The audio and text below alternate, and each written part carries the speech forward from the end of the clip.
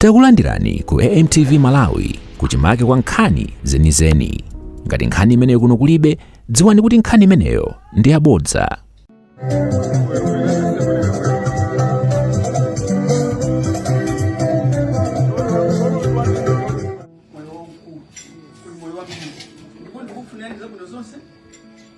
I will love you forever.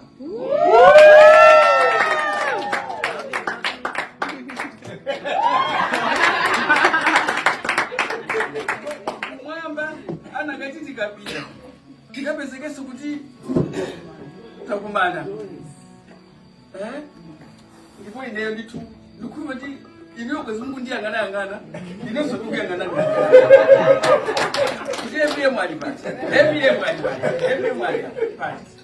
But whatever happens, I will love you forever.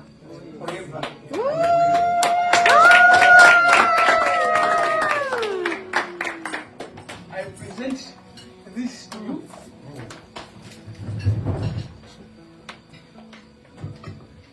Just to Osaiwala kupanga subscribe ku channel ya AMTV Malawi.